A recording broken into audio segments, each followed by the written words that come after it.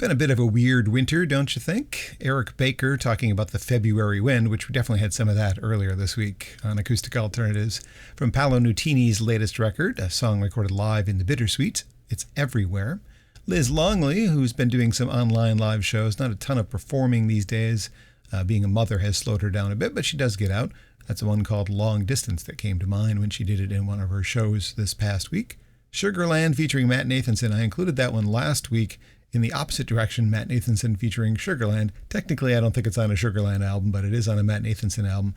However, they did put out two different videos for the song that should have been a big hit, a song called Run. Two from Amy Petty performed at Trinity House in Livonia. White Trash Diner, a really old one that's never appeared on an album, and Amelia, one that has appeared on an album.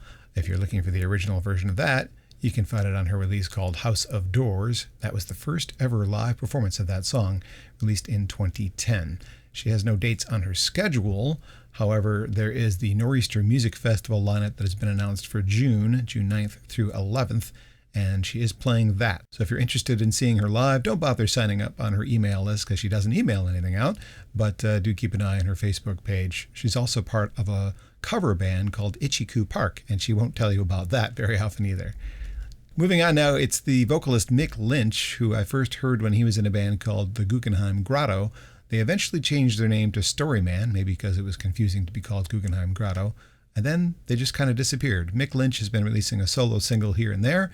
This one features actress Mary Stuart Masterson, and it's new.